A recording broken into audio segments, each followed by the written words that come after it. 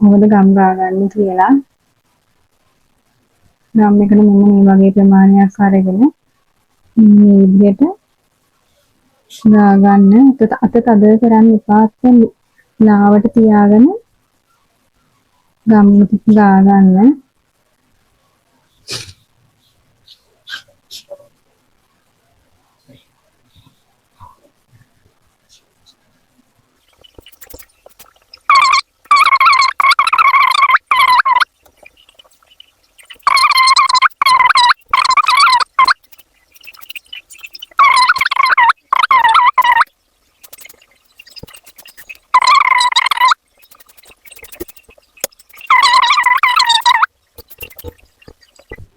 ඔන්න ඔය විදිහට තමයි ගම් ගාගත්තම පේන්නේ. මේක විනාඩි 5ක් විතර වේලෙන්න තියන්න. මේක තෙත ගතිය යන්න. මේ වගේම අමතක කරන්න එපා මේ ඔයාලගේ කප් එකේ ඉතුරු වෙන මේ ගම් ටික ඉදලේම බෝතලයට ආපහු දාගන්න. ටිකක් හරිවා විනාඩි 5ක් 10ක් හරි හිටියොත් මේ ගම් එක මෙහෙමම වේලිලා යන ගිහලා රබර් එක වගේ ඇදිලා එනවා. ඉතින් ඒ නිසා ඉදලේම ඔයාලා බෝතලයට ඒක දාගන්න. ඔන්න දැන් අපේ ඉන්සෝල් වේලිලා තියෙන්නේ. මෙන්න මේ තත්ත්වෙටම වේලෙන්න ඕනේ. වේලුනේ නැති වුණොත් ඔයාලා ස්ලිපර්ස් දෙක හැදුවට පස්සේ මෙන්න මේ වගේ මතු පිට පුස් වගේ හිටිනවා. ඒ ගම් එකේ හැටි. ඉතින් අනිවාර්යෙන් මේ ගානට මේක හොඳට වේල ගන්න. වේල ගන්න කියන්නේ විනාඩි 5ක් කියන්නේ විනාඩි 10ක් 15ක් යද්දි වේලෙනවා. ඔයාලට ඉරික්මනි වේල ගන්න නම් මේක පෑන් එකට අල්ලන්න. ටක් ගාලා වේලෙනවා. දැන් මේ මම පෑන් එකට ඇල්ලුවා විනාඩි 3ක්වත් ගියේ ටක් ගාලා මේක වේලුණා. ඉතින් අපි දැන් මේක අලව ගනිමු. මෙන්න මේ විදියට මේ කට් මාක් වල හිටින විදියට වටේ ඉඩ ප්‍රමාණය හිටින්න ඔයා මෙන්න මේක මේ විදියට කට් මාක් වලට හරියටම සෙට් කරගන්න. ඔන්න ඔය විදියට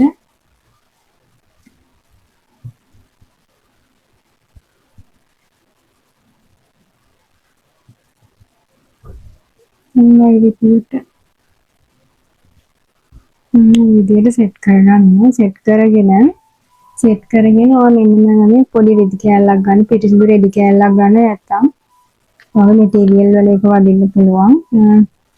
මෙහෙම සුදු පාට රෙදි කෑල්ලක් අරගෙන මෙන්න මේ විදියට හොඳට අදින්න. එතකොට ඇකිලිලා තියෙන දැන් ඔක්කොම දිගෑරිලා එනවා පිළිවෙලකට.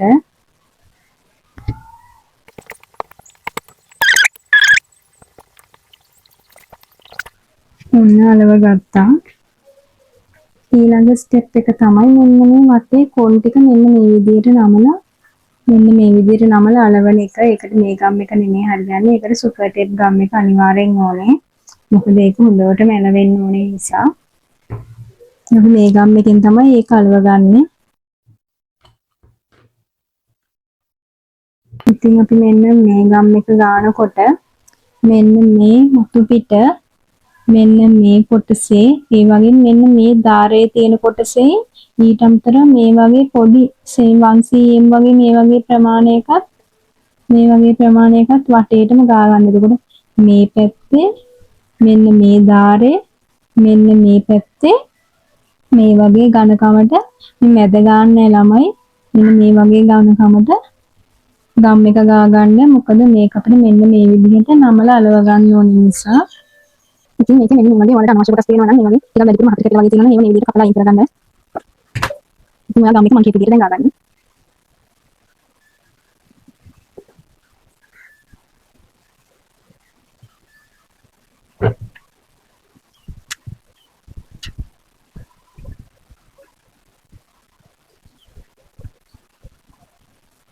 ඉතින් අපි මෙන්න මේ විදිහට වටේට ගාගෙන දෙන්නේ ගම් එක. මෙන්න මේ වටේටත් එක්කම මේ විදිහට ගාගෙන තියෙන්නේ. අපි දැන් මේක විනාඩි 20ක් වගේ පැත්තකින් තියන්න ඕනේ. ගම් ටික ටිකක් වේලෙන්න මේ තෙත ගතිය නැති වෙන්නේ. ඊට පස්සේ තමයි අපි මේක අලව ගන්න.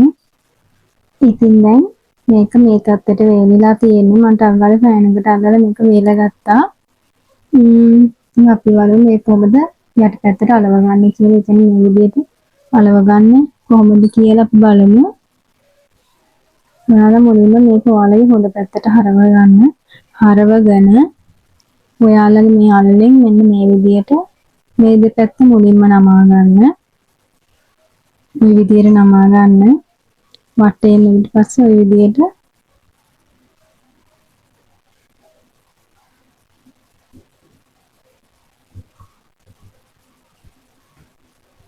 මේ විදිහට ධාරේ නැවෙන විදිහට නමා ගන්න.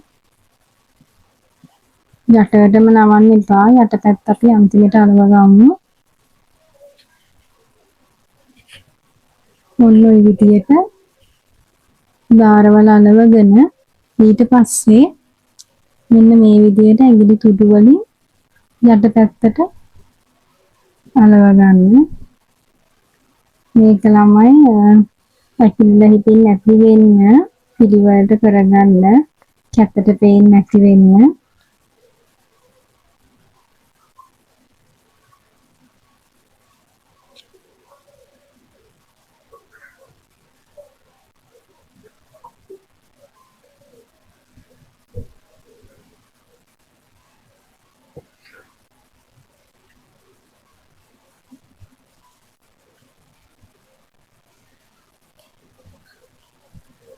හොඳට මෙහෙම කරලා ඇදලා ගන්න. ඇදලා ගන්නකොට ඒක රැලි වැටෙන්නේ නැහැ.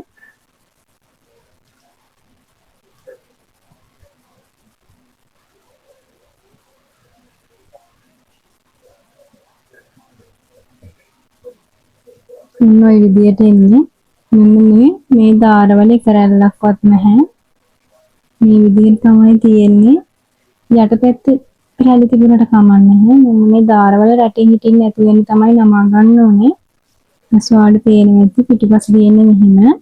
මේක අපි රබර් මිටියෙන් තලා ගන්න ඕනේ.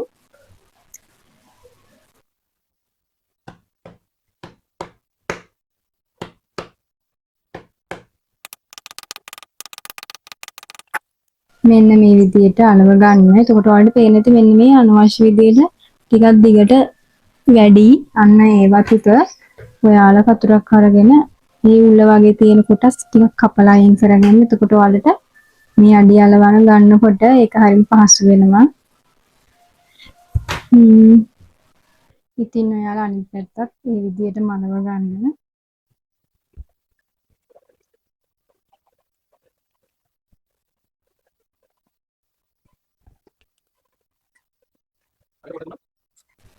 ඉතින් මෙන්න මේ විදිහට තමයි එන්නේ. මේකත් මිටියෙන් හොඳට තලා ගන්න. මෙන්න මේ විදිහට අපි සෝල් දෙක නිර්මාණය කරගෙන තියෙනවා. ඉතින් අදට මේ පාඩම මෙතනින් නවත්තනවා. ඉතින් ඔයාලට ඊළඟ සතියේ වීඩියෝ එකෙන් මම අරගෙන එන්නේ. මෙන්න මේ විදිහට පටි දාන්න මේ විදිහට ඕපන් ටික කපා ගන්න. කොහොමද මේ බ්ලොක් එක හදාගන්න කියලා ඊළඟ වීඩියෝ එකෙන් මම අරන් එන්නම්. ඔය විදිහට පියවරෙන් පියවර මම වීඩියෝස් අරන් එන්නම්. ඉතින් ඔයාලා අනිවාර්යෙන් අපිත් එක්ක රැඳී සිටින්න. එහෙනම් අදට ගිහින් එන්නම්.